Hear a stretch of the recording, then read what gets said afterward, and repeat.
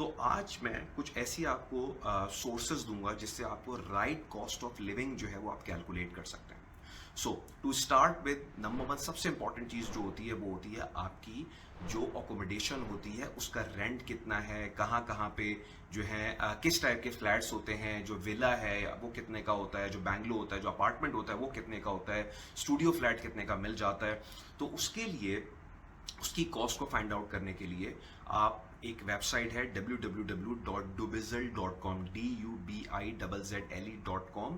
آپ اس کے اوپر جائیں, وہ یہاں کی کلاسیفائڈ ویب سائٹ ہے. اور اگر آپ کو گاڑی خریدنی ہے ہمیں یہاں پہ, یا ہمیں کوئی بھی گھر لینا ہے, یا ہمیں کوئی ایکسیسری سیکنڈ ہینڈ کوئی کسی کو اگر پرچیز کرنی ہے, لیپ ٹاپ, کمپیوٹر, تو آپ اس ویب سائٹ پہ جا کے آپ دیکھ سکتے ہیں. تو اوپر جیسے ہی آپ جائیں گے dubizzle.com پہ, تو اوپر جو ہے وہ آپ کو پراپرٹی کا نظر آئے گا. وہاں پہ رینٹ پہ کلک کریں, اور رینٹ کے اندر پھر آپ اپارٹمنٹ پہ کلک کریں, اور آپ studio, 1 bedroom hall, 2 bedroom hall, 3 bedroom hall, یہاں پہ یہی اپارٹمنٹ ہوتے ہیں, تو آپ اس کو دیکھیں. اور یہاں پہ جو رینٹل ہے وہ ایئرلی رینٹل آ رہا ہوگا. سو فار ایگزامپل اگر 30,000 ایئرلی رینٹل آ رہا ہے تو اس کا مطلب ہے 2,500 درہم پر منتھ.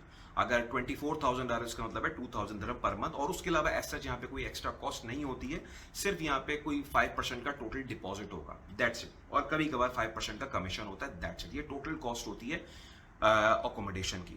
سو dubizzle.com ہے. اسی طرح ایک پراپرٹی فائنڈر.ae, یہ بھی ایک ویب سائٹ ہے. اور ایک bayut.com bayut.com, یہ بھی ایک ویب سائٹ ہے جس کو یوز کر کے آپ پاکستان میں بیٹھ کے ایک آئیڈیا لے سکتے ہیں. میں جنرلی کیا کرتا تھا, ایک ایکسل شیٹ بناتا تھا اور میں تمام چیزیں لکھتا رہتا تھا. میں اس میں ایریاز کو ڈیوائڈ کرتا تھا کہ جو ٹاپ کلاس ایریا ہے, ڈاؤن ٹاؤن ٹائپ کا ایریا ہے, پھر سیکنڈ ٹیئر, پھر تھرڈ ٹیئر, پھر فورتھ ٹیئر ایریا ہے. اور میں لوگوں سے پوچھ لیتا تھا کہ یار جیسے یہاں پہ ڈیرا کا ایریا ہے وہ کیسا ہے, بر دبئی کیسا ایریا ہے, گسیس کا ایریا کیسا ہے, جمیرہ ولیج سرکل کیسا ہے, دبئی ڈاؤن ٹاؤن کیسا ہے. اور میں کلاسیفائی کر کے پھر میں اس کو ایکسل شیٹ پہ لکھ لیتا تھا کہ اگر ہم نے ٹاپ کلاس لیونگ لینی ہے ڈاؤن ٹاؤن وغیرہ کے اندر, دبئی مرینا کے اندر, تو اس کے لیے ہمارے ایکسپینسز یہ ہوں گے. اگر ہم نے سیکنڈ ٹیئر پہ جانا ہے, تھرڈ ٹیئر پہ جانا ہے, فورتھ ٹیئر پہ جانا ہے, تو اس کے ایکسپینسز یہ ہوں گے. تو پہلا جو ہے وہ آپ ان 3 ریسورسز سے آپ پتا کر سکتے ہیں کہ آپ کا جو کاسٹ آف لیونگ کے اندر جو پہلا سب سے مین فیکٹر اکوموڈیشن وہ کیا ہو. سو اکوموڈیشن کے بعد جو سیکنڈ چیز ہوتی ہے وہ ہوتی ہے اسکولنگ, کہ ہر بچوں کی اسکولنگ جو ہے وہ یہاں پہ کیسی ہے, کس ٹائپ کے اسکول ہیں, اور اس کی یہاں پہ فیس وغیرہ کتنی ہے. تو یہاں پہ دبئی کے اندر, میں اسپیسیفکلی دبئی کی بات کر رہا ہوں, شارجہ اور عجمان کی بات نہیں کر رہا ہوں. تو دبئی کے اندر ایک ریگولیٹری اتھارٹی ہے یہاں پہ جو دبئی کے سارے اسکولز کو ریگولیٹ کرتی ہے, وہ اس کے انڈر آتے ہیں, وہ ہے KHDA.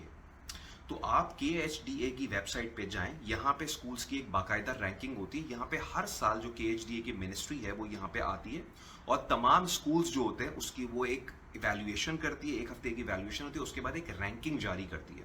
اس رینکنگ کے اندر ہوتا ہے out standing, very good, good, اور ایک ہوتا ہے سیٹسفیکٹری ہوتا ہے, اور ایک ہوتا ہے بیڈ, اور اس طرح کی 5 سے 6 رینکنگ ہوتی ہیں.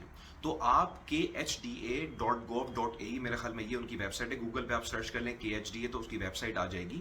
تو آپ پاکستان میں بیٹھے ہوئے ڈفرینٹ اسکولس کو ایویلویٹ کر سکتے ہیں. اور کیونکہ وہاں پہ KHDA کی ویب سائٹ پہ جب آپ جائیں گے تو تمام اسکولس کی ریٹنگ آ رہی ہوگی, اور اس کے اگینسٹ میں اس کی فیس آ رہی ہوگی.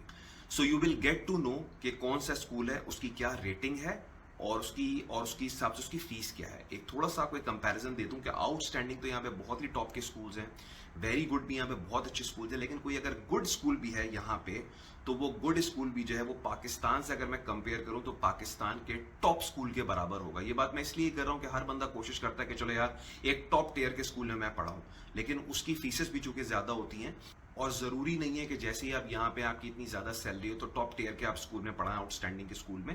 تو بہتر یہ ہے کہ ایک سیٹسفیکٹری یا آپ گڈ اسکول سے ایک اسٹارٹ کریں, اینڈ بلیو می کہ اگر پاکستان سے میں اس کو کمپیئر کروں تو وہ بہت ہی ایک ٹاپ کا اسکول ہوگا. سو یہاں سے آپ کو اسکولنگ کی انفارمیشن مل سکتی ہے, اور یہ آپ کو وہ ایکسل شیٹ کے اندر آپ اس کو فل اپ کر سکتے ہیں. تیسری چیز ہوتی ہے, امپورٹنٹ چیز ہوتی ہے, وہ ہوتی ہے گروسری. تو گروسری کے لیے بھی آپ کیا کر سکتے ہیں کہ یہاں پہ سب سے بڑا جو گروسری اسٹور ہے وہ کیئر4 ہے. کیئر4 کی آپ ویب سائٹ پہ چلے جائیں. سیکنڈ بگیسٹ جو ہے وہ لولو ہے یہاں پہ, اس کی ویب سائٹ پہ چلے جائیں. پھر یونین کوپ ہے, ابوظہبی کوپ ہے, شارجہ کوپ ہے, ویوا ہے, سفیر ہے, سارے جو یہاں پہ بڑے بڑے گروسری اسٹور ہیں. تو آپ وہاں پہ جائیں, آپ کو تمام جو پرائس لسٹ ہے وہ آپ کو وہاں پہ مل جائے گی, اور آپ کو ایک ٹینٹیٹیو آئیڈیا ہو جائے گا کہ یار ہم مہینے میں کیا کیا چیزیں لیتے ہیں. یہ بڑی ایکسرسائز بھی بڑی انٹرسٹنگ ہوتی ہے, بڑا مزہ آ رہا ہوتا ہے, اور آپ کو تمام چیزیں وہاں پہ ڈیٹیل میں مل جائیں گی کہ آپ کو وہاں پہ आपका जो टोटल ग्रोसरी एक्सपेंस है वो आपके यहाँ पे क्या आएगा। नंबर 4 है कार। तो गाड़ी के लिए भी जो है वो आप dubizzle.com जो है वो आप वहाँ पे जा सकते हैं। वहाँ पे आपको मोटर्स आज भी लिखा हुआ आएगा और उस पर वहाँ पे आपको गाड़ी की सारी प्राइसेस वहाँ पे आ जाएंगी। वो भी है कि आप बैंक से लीज करवा लें तो ऑब्वियसली वही होता है, 20% डाउन पेमेंट होती है, उसके बाद पर मंथ आप उसको डिवाइड कर दें तो आपको पता चल जाएगा कि आपकी गाड़ी की क्या इंस्टॉलमेंट होगी। और रमज़ान वगैरह के अंदर यहाँ पे बहुत सारी ऑफर्स होती आती हैं 0% डाउन पेमेंट के अंदर, तो आपको कोई पेमेंट किए बगैर आप वहाँ पे गाड़ी निकलवा सकते हैं। तो गाड़ी के बारे में इंफॉर्मेशन जो है वो भी आप dubizzle.com जो है वो भी आप वहां से ले सकते हैं। उसके अलावा पेट्रोल का अगर मैं आपको बता दूं तो जनरली एक्सपेंस यहाँ पे पेट्रोल का 500 से 800 दरम के करीब आता है। अगर आपका जो ऑफिस और घर जरा दूर दूर है तो सर 800 दरम के करीब आएगा, अगर करीब है तो 400 से 500 दरम आपको महीने का खर्चा पेट्रोल का आएगा। इसी तरह यहाँ पे जो इंटरनेट है और जो लैंडलाइन कॉलिंग है, जो मोबाइल है, वो यहाँ पे 2 ही कंपनीज है सिर्फ, एक एतिसलात है और एक डू है। तो जो लैंडलाइन और इंटरनेट है उसका एक पैकेज आता है ई लाइफ के नाम से, वो तकरीबन आपको 300 दरम से लेकर 500 दरम का पड़ेगा।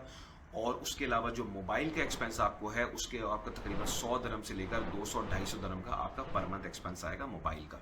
उसके अलावा अगर आपको ये देखना है कि यहाँ पे क्लॉथिंग वगैरह, कपड़े वगैरह कैसे मिलते हैं, जो उनकी क्या प्राइसिंग होती है, तो यहाँ पे आप मैक्स की वेबसाइट देख सकते हैं, स्प्लैश देख सकते हैं, जियोडानो देख सकते हैं। ये मैं सारे वो नाम बता रहा हूँ जो एक मिड टियर के, एक रीजनेबली एवरेज ब्रांड्स हैं। उसके ऊपर तो खैर यहाँ पे फिर दुबई में तो खैर हज़ारों की तादाद में सारे गुची, वर्साची, लुई विटॉन करीब सभी कुछ है।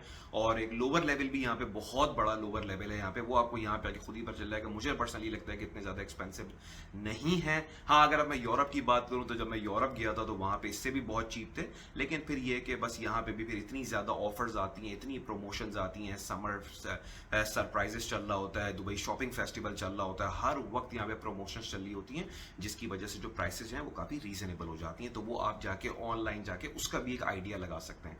उसके अलावा अम्यूजमेंट कितनी है यहाँ पे, Dubai is a tourist destination, तो आई डोंट थिंक सो आपको यहाँ पे बाहर निकलने पे अम्यूजमेंट पे कोई बहुत ज़्यादा पैसा खर्च करना पड़ेगा। सैकड़ों की तादाद में मॉल्स हैं, बहुत ज़्यादा बीचेस हैं यहाँ पे, घूमने फिरने की जो फ्री के अंदर इतनी डेस्टिनेशन है कि आपके पास सिर्फ गाड़ी हो और आपके पास पेट्रोल हो और उसके बाद आप यहाँ पे पूरा दुबई जो है वो आराम से घूम सकते हैं। तो ये सारी वो चीज़ें थी जो पाकिस्तान में बैठ के एक बंदा आइडिया लगा सकता है कि यार जब मैं, मेरी फैमिली साइज क्या है, वी आर 3, वी आर 4 और we are a family of 5, और उसके हिसाब से हमें कहाँ रहना चाहिए। एक एटलीस्ट अगर आपको एक आइडिया हो जाएगा कॉस्ट का, so you will be in a better position to take a call कि मुझे क्या सैलरी सर्च करनी चाहिए और मुझे किस तरह जॉब पे जाना चाहिए।